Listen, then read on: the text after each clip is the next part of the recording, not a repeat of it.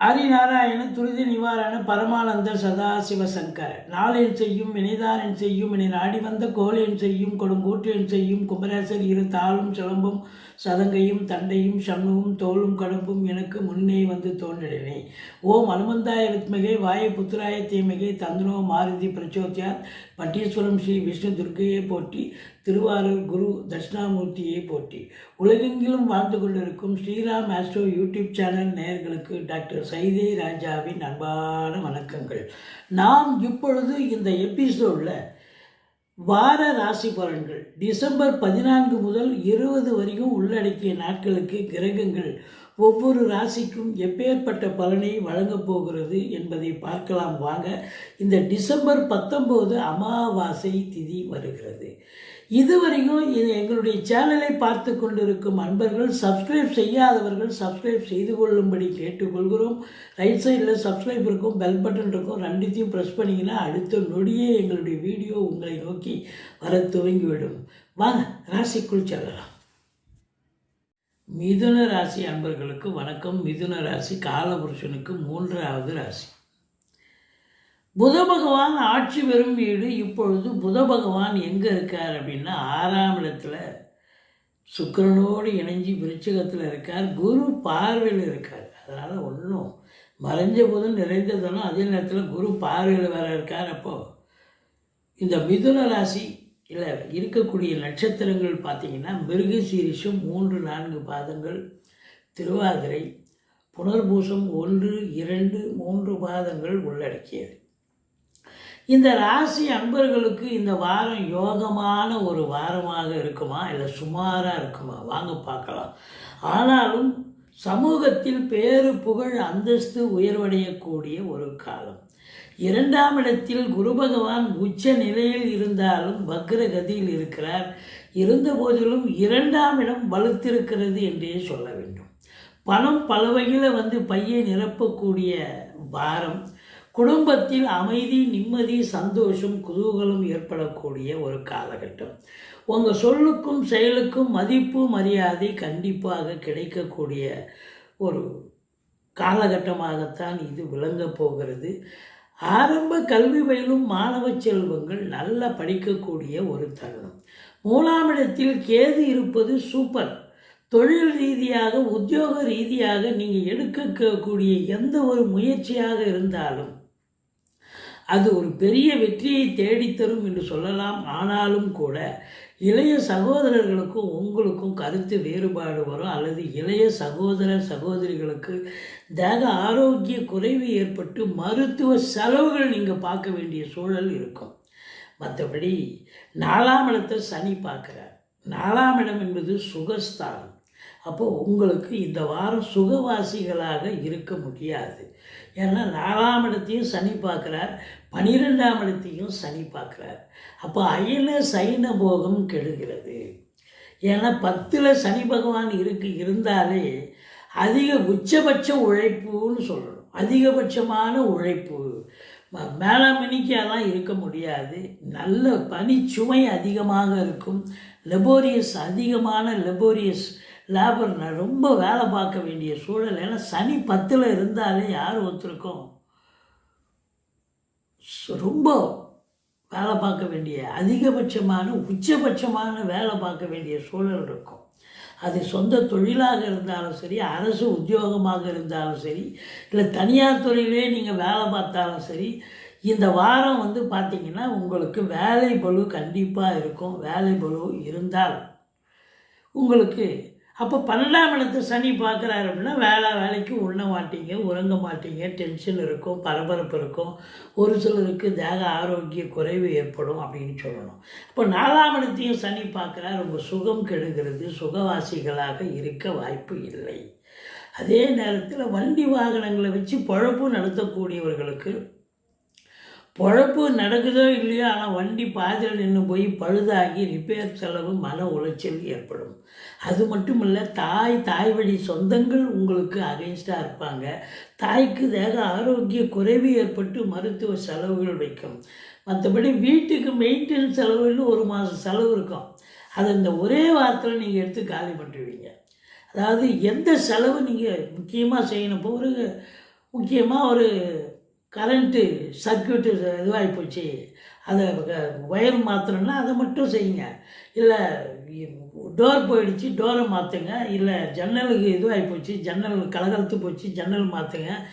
எந்த ஒரு வேலையைத்தான் நீங்கள் செய்யலாம் மொழி எல்லா வேலையும் எடுத்து போட்டு செஞ்சீங்கன்னா ரெட்டிப்பு என்ன 3 மடங்கு செலவாகும். அப்போ உங்களுக்கு பிபி சுகர் எகிரி நீங்கள் மருத்துவமனைக்கு செல்ல நேரிடும் அப்படின்னு சொல்கிறோம். இந்த 5ஆம் வீட்டு அதிபதி 6இல் இருந்தாலும் குரு பார்வையில் இருக்கிறார். இல்லை ராசிநாதனும் 6இல் இருந்து குரு பார்வை, அவர் 4க்கும் ஆதிபத்தியம் பெற்றவர். அதனால் உங்களை பொறுத்தவரையிலையும் வேலை வாய்ப்புக்காக முயற்சி பண்ணுறீங்க, படித்து முடித்த இளைஞர்கள் இருப்பாங்க இந்த மிதுன ராசியில் பிறந்தவர்கள், அவங்களுக்கு வேலை வாய்ப்புக்காக முயற்சி பண்ணுறவங்களுக்கு நல்ல எல்லாம் 6ஆம் இடம் வெற்றி ஸ்தானம், வேலை வாய்ப்பு தர சொல்லக்கூடிய இடம். அங்கே போய் ராசிநாதன் அமர்ந்திருக்கிறார். பூர்வ புண்ணிய ஸ்தானாதிபதி என்று சொல்லக்கூடிய சுக்கிரன் அமர்ந்து குரு பார்வையில் இருப்பதால் வேலைக்கு முயற்சி செய்யக்கூடிய இளைஞர்களுக்கெல்லாம் வேலை வாய்ப்புகள் தேடி வரும். நீங்கள் தேடி போனாலும் கண்டிப்பாக கிளிக் ஆகும். அதே நேரத்தில் வேலை பார்க்குற இடத்துல இதுவரைக்கும் உங்களுக்கு நிறைய டிஸ்டர்பன்ஸு, தொல்லைகள், இடர்பாடுகள் இருந்திருந்தாலும் இந்த வாரம் இந்த மிதுன ராசியில் பிறந்தவர்களுக்கு எல்லாம் கூட இருக்கிற சக ஊழியர்கள் இருந்து மேல் அதிகாரிகள் வரைக்கும் ரொம்ப கோஆப்ரேட் பண்ணுவாங்க. ரொம்ப சந்தோஷமாக வேலை பார்க்க போகிறீங்க அப்படின்னு கண்டிப்பாக சொல்லலாம். 4ஆம் இடம் சுகம் கெட்டு போனாலும் 6ஆம் இடத்து அதிபதி 7க்கு போயிட்டார். இருந்தாலும் 6ஆம் இடத்தை குரு பார்ப்பதால் எதிரிகள் ஓடி ஒளிவார்கள். கடன் சுமை படிப்படியாக குறையும். கோர்ட்டில் கேஸ் இதாக இருந்தால் சாதகமாக தீர்ப்பு வரும் அப்படின்னு சொல்லணும். மற்றபடி உங்களை பொறுத்தவரையிலையும் 7இல் சூரியன் செவ்வாய் குரு பார்வை இல்லை. அதனால் கணவன் மனைவி இடையே கருத்து வேறுபாடு வரும். கொஞ்சம் விட்டு கொடுத்து போங்க, அரவணைச்சு போங்க. நண்பர்கள் கூட கிட்டேயும் நீங்கள் ஆர்ஷாக பேசுவீங்க.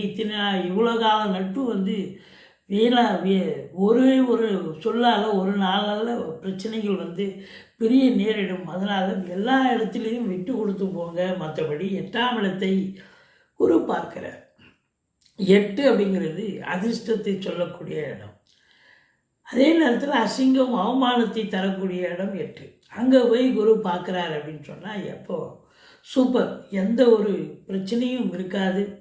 வரா கடன்கள் வசூலாகும். இன்சூரன்ஸ் பணம் கிளைம் ஆகி கைக்கு வரக்கூடிய ஒரு காலகட்டம். வாரிசே இல்லாத குடும்பங்களுக்கு உங்களை வாரிசாக நியமித்து அவங்களுடைய சொத்து நகனிட்டு லிக்விட் கேஷ் உங்கள் பெயருக்கு மாற்றி எழுதக்கூடிய விபரீத ராஜயோகம் கிடைக்கக்கூடிய தருணம். அது மட்டும் இல்லை, எப்போவோ என்றைக்கோ தொலைஞ்சு போன பொருளோ அல்லது ரொக்கமோ இப்போ கைக்கு சேரும். அது பெரிய கிஃப்ட் இல்லையா? 9ஆம் இடத்துல ராகு இருக்கிறார். யாரெல்லாம் வெளிநாடு போகணும்னு நினைக்கிறீங்களோ தாராளமாக போங்க. அந்நிய பொருளாதாரம் வீடு தேடி வரப்போகிறது. உள்நாட்டு வாணிபம், வெளிநாட்டு வாணிபம், ஏற்றுமதி இறக்குமதியாளர்கள், ஷேர் மார்க்கெட்டில் இன்வெஸ்ட் பண்ணுறவங்க, ஸ்பெக்குலேஷன், ஆன்லைன் பிஸ்னஸ் பண்ணக்கூடிய அன்பர்கள் அத்துணை பேர்களுக்கும் ஒரு கொண்டாட்டம் நிறைந்த ஒரு வாரம். ஆனால் தந்தைக்கும் உங்களுக்கும் கருத்து வேறுபாடு வரும். விட்டு கொடுத்து போங்க, அரவணைச்சு போங்க. வெளிநாடு போகணும்னு நினைக்கிறவங்க உங்கள் தாஸ்தா வேஜிக்களை சரிவர எடுத்து செல்லுங்கள். இல்லைன்னா அங்கே ஏதாவது ஒரு பிரச்சனை கிரியேட் ஆகும். 10ல் சனி இருக்கிறத பற்றி நம்ம சொன்னோம். உங்களை பொறுத்தவரை வேலை பலு இருக்கும். அது சொந்த தொழிலாக இருக்கட்டும், உத்தியோகமாக இருக்கட்டும். 8 ஹவர் டியூட்டினா 10 ஹவர் வேலை பார்க்க வேண்டிய சூழல் ஏற்படும்.